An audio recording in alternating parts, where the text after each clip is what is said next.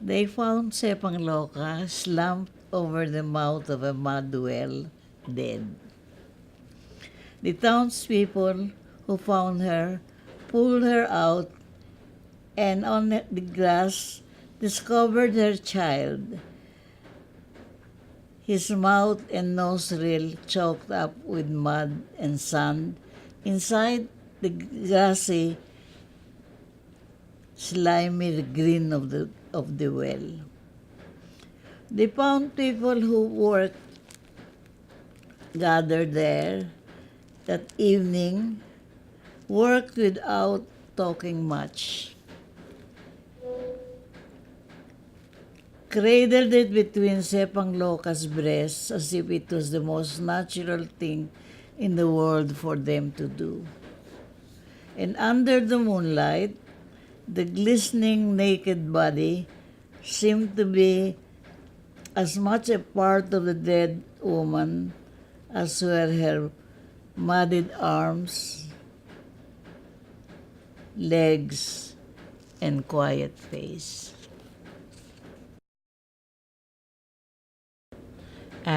Amelia Lapeña Bonifacio.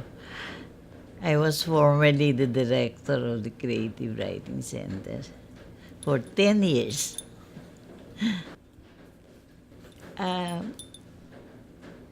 She was a real person in our hometown.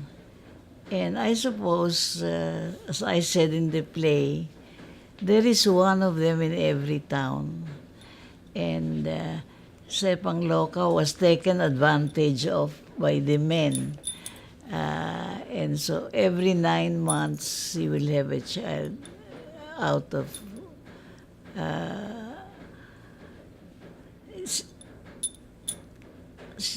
she would get out of her hut and wash herself in the well. But this time, she's getting older and probably weaker. And by accident, she dropped the child inside the well. My motivation in writing about her was to write about a woman who is a helpless person and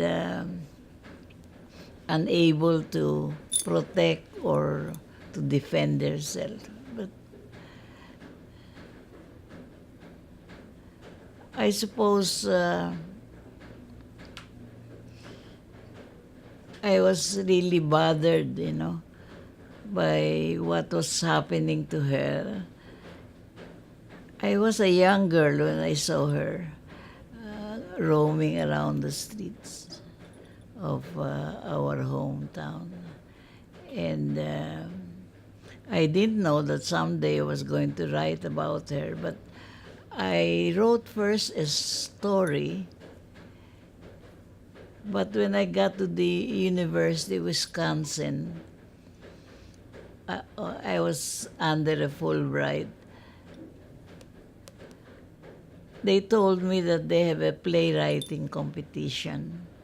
And so I thought maybe I should join because one of the prizes was the play production of the play. Since I went there to learn about theater, I thought if my play would win and would be produced, then I would learn a lot about, more about theater. So I wrote about Sepang Loca because it did not succeed as a story, but it certainly succeeded as a play because it won in the competition. My favorite part is the part where the townspeople were gathered, I used some dancing there. There was some dancing around the crowd. They were gathered because they found out what happened. Whenever she has a child, they would wait for it to cry. And when they heard it cry, they know that she has given birth. But they wanted to know what happened to her because she does all of that alone. But after she's given birth, then they would come to assist her. And when they did come, they saw her on top of the well.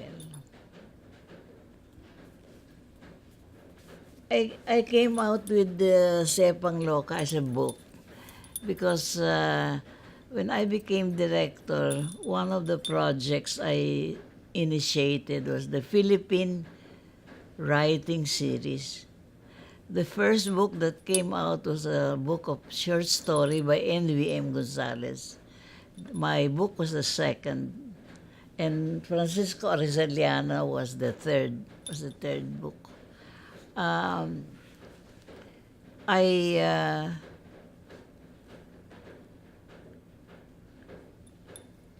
it's probably because they didn't want to take on the job of directorship, but whenever my term expired, they would say, ikaw na lang. Until umabot na nga hanggang retirement. I was director from 1986 to 1995, 10 years. But within the 10 years, I think, aside from the Philippine series books, I had the Philippine Know Your Author series, and we came out with 2 books. The Tinig. Here,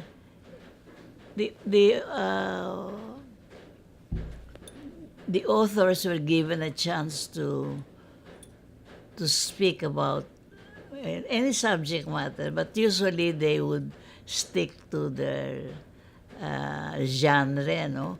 Kamukha ni Wilfrido Maria Guerrero, he wrote a piece about playwriting in this book. And I think this number 2 is very important because Francisco Orseliana was given a doctoral degree, honorary doctoral degree in UP. And he made a very stirring speech about imprisonment and it is all very, very touching. And I thought I should include, even while it was not part of the conversation, I included it in this. So I think that's a very important piece.